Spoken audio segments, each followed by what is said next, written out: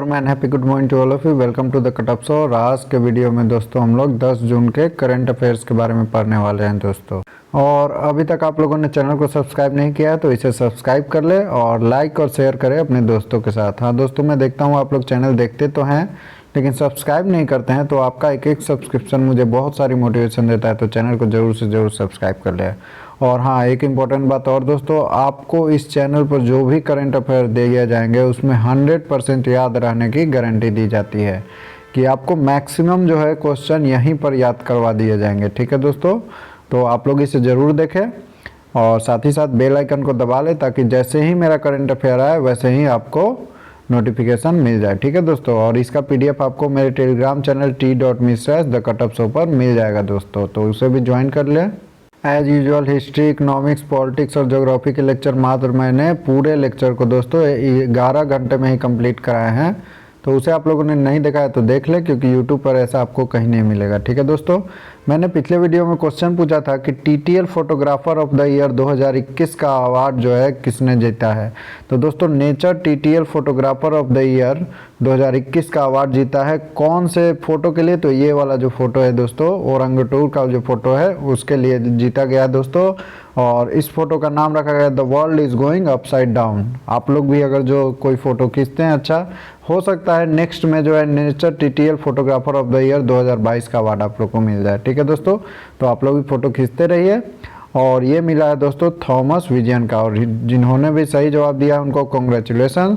तो थॉमस विजयन इसका correct answer होगा दोस्तों। और फोटो का नाम क्या है, the world is going upside down. ठीक है दोस्तों, ठीक है दोस्तों, तो याद रखिएगा किनका नाम, थॉमस विजयन का नाम। और मैंने आपको ट्रिक भी बताया था कि विजय है तो विजय करेंगे ही ये, तो TTL photographer of the year 2021 पर इन्होंने विजय कर लिया है। ठीक है दोस्तों, नेक्स्ट क्वेश्चन है who has launched a new global database named iFamilia। ठीक है दोस्तों, तो iFamilia नाम के ग्लोबल डेटाबेस को किसने लॉन्च किया है दोस्तों। इसमें इसका ट्रिक यहीं पर छिपा है।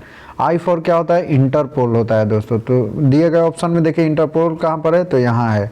ठीक है दोस्तों, तो I for Interpol, Interpol Familia नाम के ग्लोबल डेटाबेस को किसने विकसित किया है दोस्तों, किसने लॉन्च किया है, तो वो लॉन्च किया है इंटरपोल ने। ठीक है दोस्तों, इंटरपोल क्या है दोस्तों, तो इंटरपोल का फुल फॉर्म होता है इंटरनेशनल क्रिमिनल पुलिस ऑर्गेनाइजेशन। दोस्तों अब हम तो जानते हैं इंडिया में जो पुलिस रहते हैं उसको क्या बोलते हैं, इंडियन पुलिस है। महाराष्ट्र में है तो मराठी पुलिस है, बिहार में है बिहार पुलिस है। ठीक है दोस्तों, तो उसी तरह से जो हमारा इंटरनेशनल पुलिस है, जो कि मतलब बोला जाता है कि वर्ल्ड का सबसे लार्जेस्ट जो है पुलिस ऑर्गेनाइजेशन कौन सा है, इंटरपोल ही है। ठीक है दोस्तों, तो इंटरनेशनली मतलब सारे देश को जो कंबाइन देखती है, वैसे पुलिस ऑर्गेनाइजेशन को क्या बोलते हैं दोस्तों, इंटरपोल। इसका फुल फॉर्म क्या होता है, इंटरनेशनल क्रिमिनल पुलिस ऑर्गेनाइजेशन।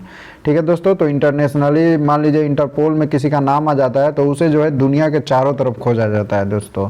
ठीक है, जैसे कोई आतंकवादी है उसको इंटरपोल पकड़ते हैं। ठीक है, तो वो सब जो नाम रहता है तो उन सब को जो है इंटरपोल जो है डील करती है। ठीक है, जो फेमस नाम है। ठीक है, तो इंटरपोल ने iFamilia लॉन्च किया। iFamilia के तहत क्या होगा दोस्तों, देखिए यहाँ पर फैमिलिया है, फैमिलिया से कुछ आपको याद आया होगा फैमिली। ठीक है दोस्तों, तो मान लीजिए कोई अगर जो पर्सन मिसिंग है, जैसे मैं मिस हो गया, ठीक है, तो मेरा फैमिली का जो DNA है, मेरे पेरेंट्स का जो DNA है, उसके हेल्प से मुझे खोजा जाएगा दोस्तों। ठीक है, तो कोई भी मिसिंग पर्सन है, मान लीजिए A एक मिसिंग पर्सन है और A का पिताजी हैं B और C उनकी माता जी हैं, तो इन दोनों का जो DNA होगा वो A के DNA के मतलब लगभग सेम होगा। तो इनके DNA को मिलकर, B और C के DNA को मिलकर हम लोग वर्ल्ड में जो है चारों तरफ A को खोजने की तलाश करेंगे। और इसी जैसा जो ग्लोबल डेटाबेस जो कि विकसित किया है और लॉन्च किया है इंटरपोल ने, उसका नाम क्या है, iFamilia। तो नाम भी आपको याद रखिएगा, फैमिलिया, फैमिली के DNA से, I फॉर इंटरपोल। ठीक है, या फिर ऐसे भी याद रख सकते हैं I फॉर मेरा DNA किससे मिलेगा, तो फैमिली से मिलेगा। और इसको लॉन्च किसने किया है, तो I फॉर इंटरपोल ने लॉन्च किया है। ठीक है दोस्तों, तो याद रखिएगा ऐसे। एक्सरे सेतु का अगर जो बात किया जाए दोस्तों, तो कोविड-19 का जो टेस्ट है व्हाट्सएप के द्वारा होगा दोस्तों। ठीक है, कि आपको कोविड-19 पॉजिटिव है या निगेटिव है वो व्हाट्सएप के द्वारा पता चला जाएगा। कैसे दोस्तों, तो आपको बस एक काम करना है, चेस्ट स्कैन करके व्हाट्सएप के चैट बोर्ड पर एक्सरे सेतु पर भेज देना है दोस्तों। ठीक है, तो वहाँ पर आपको एक्सरे सेतु बता देगा आप कोविड-19 पॉजिटिव हैं या निगेटिव हैं। आपको घर से बाहर जाने की ज़रूरत नहीं है। ये वैसे ही इलाकों के लिए होगा जहाँ पर RT-PCR टेस्ट अवेलेबल नहीं है। ठीक है दोस्तों, और बात किया जाए मर्चेंट स्टैक के, तो ये डिजिटल ट्रांजैक्शन कर सकते हैं आईसीआईसीआई बैंक के थ्रू, मर्चेंट स्टैक के थ्रू। ठीक है दोस्तों। बाल स्वराज का बात किया जाए दोस्तों, तो ये भी एक क्या था, ट्रैकिंग पोर्टल था दोस्तों। ये किसके द्वारा शुरू किया गया था, तो एनसीपीसीआर के द्वारा। ठीक है दोस्तों, तो याद रखिएगा एनसीपीसीआर के द्वारा एक पोर्टल लॉन्च किया गया था, बाल स्वराज। इसके तहत क्या होगा दोस्तों, जो भी चिल्ड्रेन है उनके माता पिता कोविड-19 के कारण मर गए हैं ना, तो उनकी जो है देखभाल की जाएगी, उनकी जो है सुरक्षा दी जाएगी, ये एनसीपीसीआर के द्वारा, बाल स्वराज ऑनलाइन पोर्टल के द्वारा। एनसीपीसीआर को क्या होता है दोस्तों, तो national commission for protection of child right. देख रहे हैं यहाँ पर क्या लिखा है, चाइल्ड राइट्स, तो चिल्ड्रेन का ही देखभाल किया जाएगा।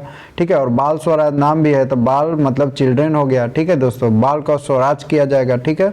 नेक्स्ट क्वेश्चन है, what is the GDP growth rate of India projected by World Bank for 2021। यहाँ होगा दोस्तों 2021 के लिए वर्ल्ड बैंक ने इंडिया का जीडीपी ग्रोथ रेट कितना रहने का अनुमान लगाया, मतलब ग्रोथ रेट कितना रहने का अनुमान लगाया। ठीक है दोस्तों, तो इंडिया का जो वृद्धि दर है वो वर्ल्ड बैंक ने बोला है कि 2021 के लिए 8.3% रहेगा।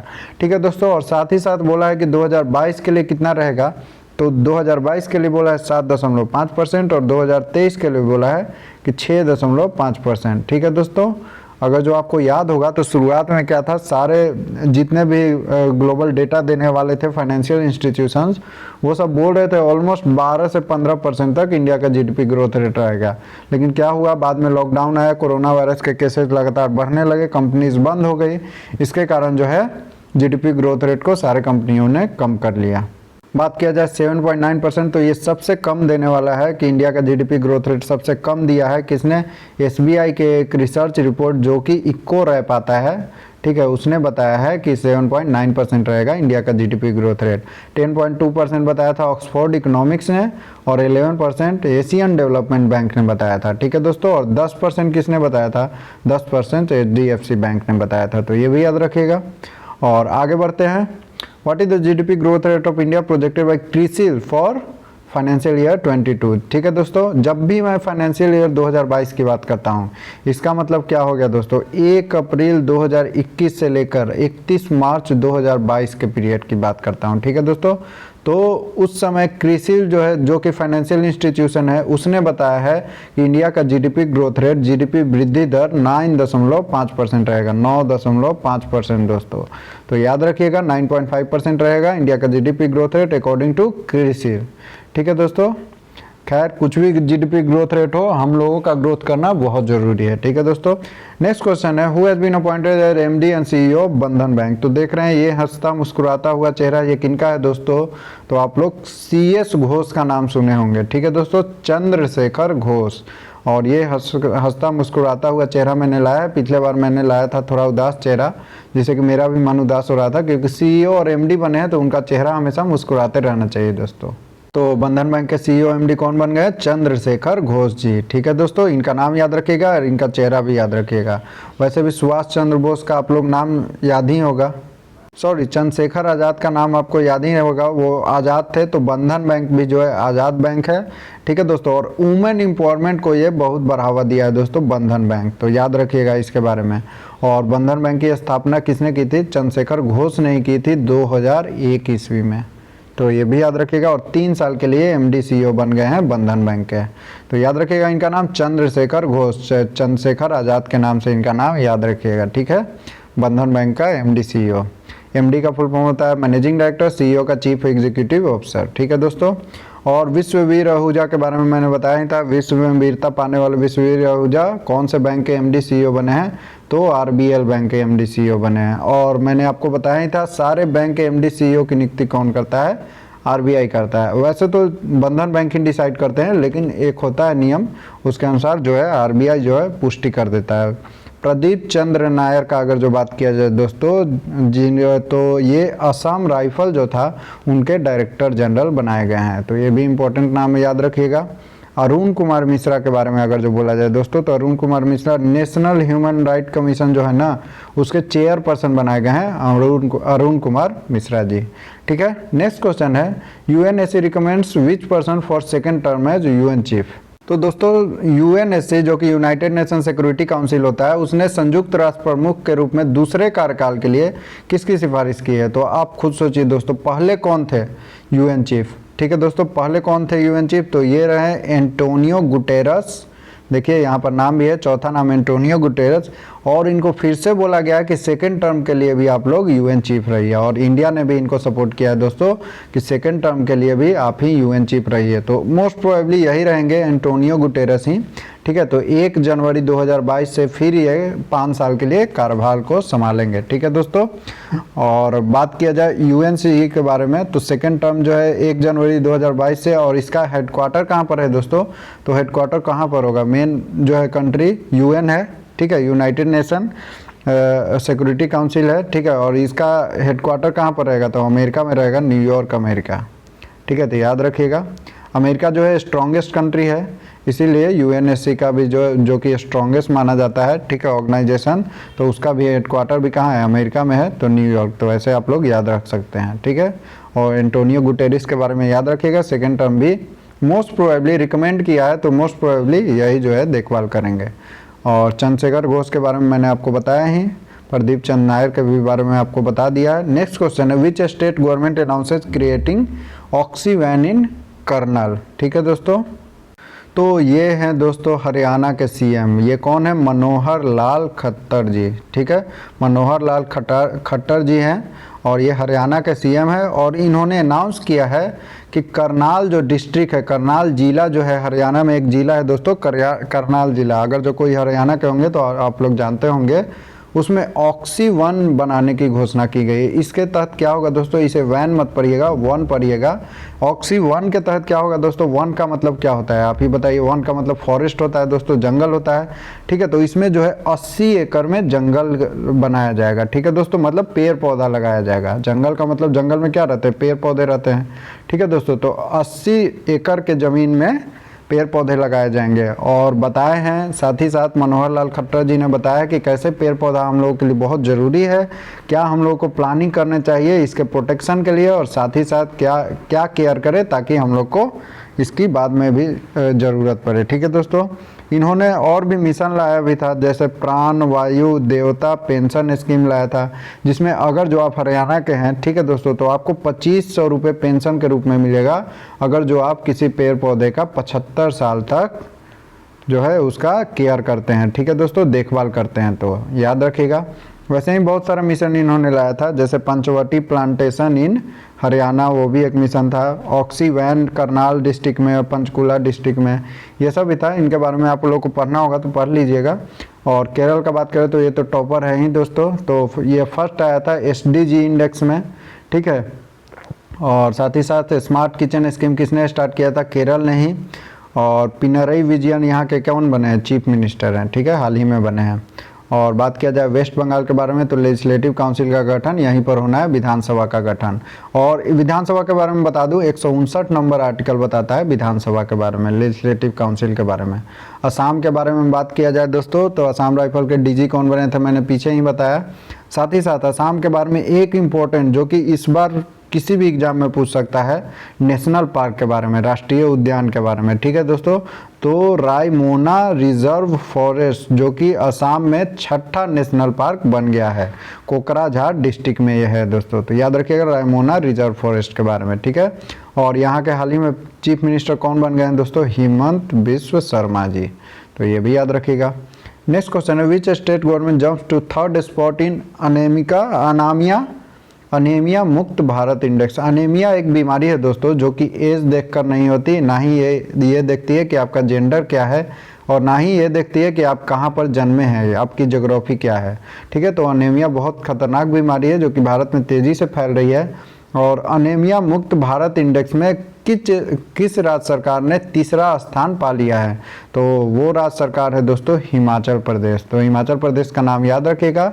और इसका एक इंडेक्स निकलता है दोस्तों, रैंकिंग निकलता है। ठीक है, तो अनेमिया का जो है रैंकिंग निकला था, अनेमिया मुक्त भारत इंडेक्स, उसमें हरियाणा को मिला 57.1%। ठीक है दोस्तों, वैसे तो आप लोग 57.1% मान लीजिए 10th-12th में लाते हैं तो उसका कोई वैल्यू नहीं रहता है, लेकिन देखिए यहाँ पर एनीमिया मुक्त भारत इंडेक्स में 57.1% लाने पर इसका करंट अफेयर में नाम आ गया। बात करें पहला रैंक के, तो एमपी को पहला रैंक मिला है 64.1%। देखिए 60 से जस्ट क्रॉस किया है, बिना 80% का तो कहीं कुछ होता ही नहीं है आजकल।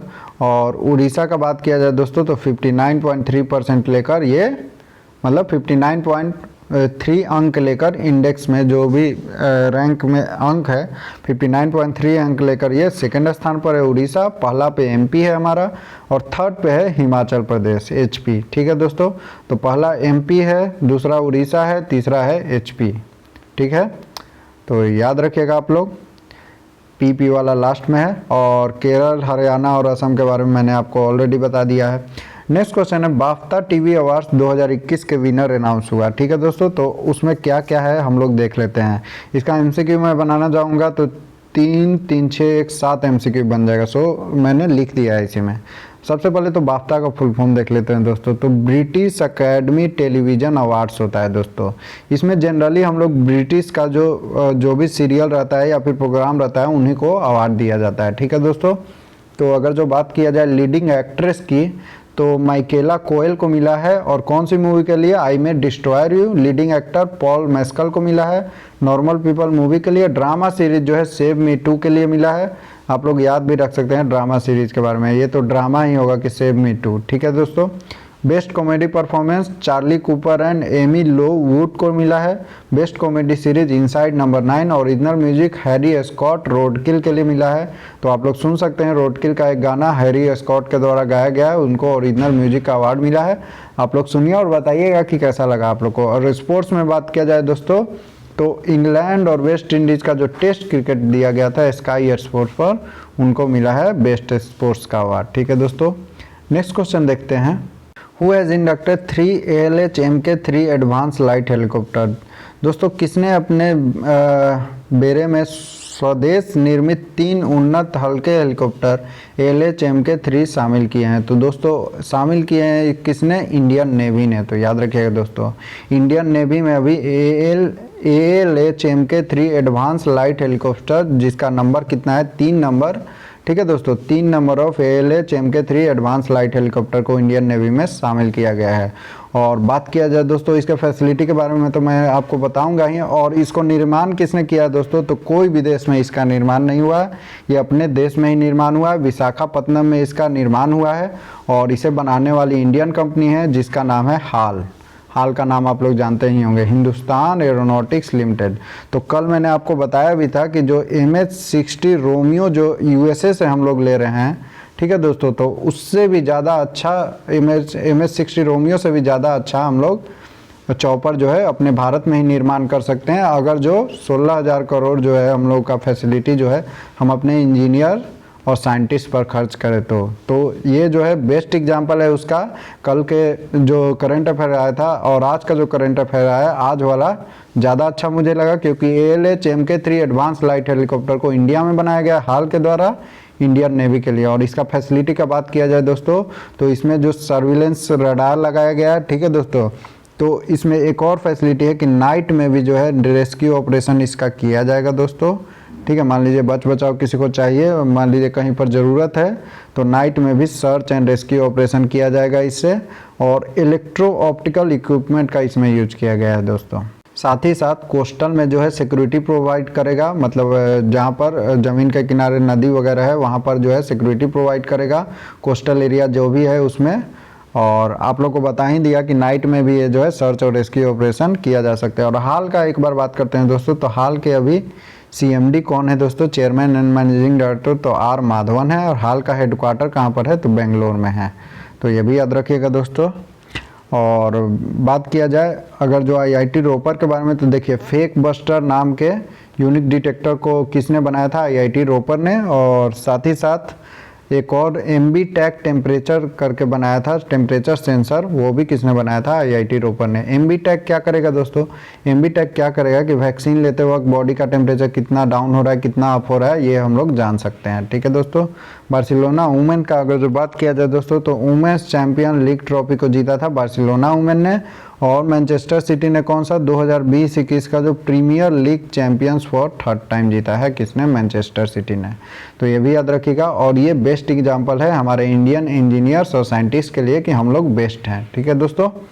नेक्स्ट क्वेश्चन है, India first international maritime cluster to come up at which city?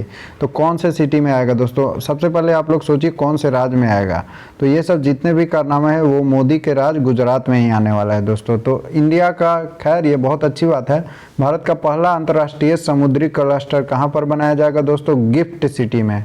और गिफ्ट सिटी कहाँ पर है दोस्तों? G for gift, G for Gujarat. तो याद रखिएगा गुजरात में है, ठीक है, गिफ्ट सिटी। और पहला इंटरनेशनल मैरीटाइम क्लस्टर बनाया जाएगा गुजरात में ही। ठीक है दोस्तों, ये इंडिया का पहला होगा, ना कि वर्ल्ड का पहला। ठीक है दोस्तों। अगर जो बात किया जाए इसके बारे में, गिफ्ट सिटी इसका नाम क्यों पड़ा दोस्तों? तो इंडिया का जो पहला ऑपरेशनल स्मार्ट सिटी बनाया गया है, स्मार्ट सिटी तो यह है ही, लेकिन अभी ऑपरेशन में आ गया है। ठीक है, तो मतलब यहाँ पर सारे स्मार्ट सिटी की तरह कामकाज होते हैं, तो इसीलिए इसको गिफ्ट सिटी नाम दिया गया था दोस्तों। और इंडिया का पहला ऑपरेशनल स्मार्ट सिटी है, और इंडिया का पहला इंटरनेशनल मैरीटाइम क्लस्टर भी यहीं पर बनाया जाना है। तो इससे आप लोग को याद करने में भी आसानी होगी कि इंडिया का पहला इंटरनेशनल मैरीटाइम क्लस्टर इंडिया के पहले ऑपरेशनल स्मार्ट सिटी में बनाया जाना है, जो कि गिफ्ट सिटी है। तो यहाँ पर कौन कौन सी फैसिलिटी मिलेगी दोस्तों इंटरनेशनल मैरीटाइम क्लस्टर में? तो हम लोग को शिपिंग की फैसिलिटी दी जाएगी, पोर्ट्स की दी जाएगी, लॉजिस्टिक की सामान को इधर से उधर ले जाने के लिए, और फिर से सर्विस प्रोवाइडर जितने रहेंगे वो सब जो है यहाँ पर आप लोग को मिल जाएंगे इंटरनेशनल मैरीटाइम क्लस्टर में। ठीक है दोस्तों। अगर जो बात करें नेक्स्ट क्वेश्चन की, तो नेक्स्ट क्वेश्चन है, when did world accreditation day 2021 celebrated? तो दोस्तों विश्व प्रत्यायन दिवस 2021 कब मनाया जाता है? ये एक्रीडेटेड का आप लोगों ने साइन सुना होगा। ठीक है दोस्तों, कोई भी प्रोडक्ट लेते हैं तो वहाँ पर एक्रीडेटेड लिखा रहता है, इसका मतलब क्या हो गया कि उसका प्रत्यायन हो गया है दोस्तों। ठीक है, तो वर्ल्ड एक्रीडेशन डे 2021 कब मनाया जाता है? तो 9 जून को मनाया जाता है, याद रखिएगा। एक साल 9 जून को हम लोग वर्ल्ड एक्रीडेशन डे मनाते हैं, और इसका थीम क्या रहा है? Accreditation supporting the implementation of the sustainable development goals. ठीक है दोस्तों, SDG का आजकल बहुत नाम आ रहा है दोस्तों, तो मुझे लगता है कि ज़्यादातर एग्जाम में SDG से क्वेश्चन पूछा जाएगा। ठीक है दोस्तों, तो याद रखिएगा SDG में इंडिया में रैंक 1 किसने किया था, टॉप किसने किया था? केरला ने। तो वो याद रखिएगा। 6 जून को हम लोगों ने कौन सा डे मनाया था दोस्तों? तो वर्ल्ड पेस डे मनाया था, साथ ही साथ UN रशियन लैंग्वेज डे भी हम लोगों ने मनाया था 6 जून को। बात किया जाए 7 जून का, तो 7 जून को वर्ल्ड फूड सिक्योरिटी डे हम लोगों ने मनाया था, और 8 जून को हम लोगों ने वर्ल्ड ओशियन डे, विश्व महासागर दिवस मनाया था। ठीक है दोस्तों, 7 जून को विश्व खाद्य सुरक्षा दिवस। ठीक है, याद रहेगा आप लोग को। और नेक्स्ट क्वेश्चन है मेरा आपसे कि कौन से नए चेयरमैन बनाए गए हैं, नए अध्यक्ष का पदभार संभाला है PNGRB का? PNGRB का फुल फॉर्म यहाँ पर लिखा हुआ है, petroleum and natural gas regulatory board. ठीक है दोस्तों, तो जो भी बनाए गए हैं उनसे नम्र निवेदन है कि पेट्रोल और डीजल का दाम कम कर दे। ठीक है दोस्तों, तो इधर संजीव नंदन सहाय बनाए गए हैं, या फिर बशर अल असाद, फिर डेविड बर्निया, या फिर अरुण कुमार मिश्रा। और इसका मैंने ट्रिक भी आपको बताया था। ठीक है दोस्तों, आजकल का PNGRB ही जो है गोल्ड है। ठीक है, और जो भी ट्रिक बताया था मैंने आपको, तो आप लोग को याद होगा, तो आप लोग ऑप्शन से जान जाएंगे कि कौन है इसके ऑप्शन में। ठीक है, कौन है इसका ऑप्शन करेक्ट आंसर। ठीक है दोस्तों, तो अब मैं यहाँ पर लेक्चर फिनिश करता हूँ। Thank you, have a nice day, stay safe, stay healthy, और चैनल को सब्सक्राइब कर लीजिएगा अगर जो वीडियो पसंद आया हो तो। Thank you, have a nice day.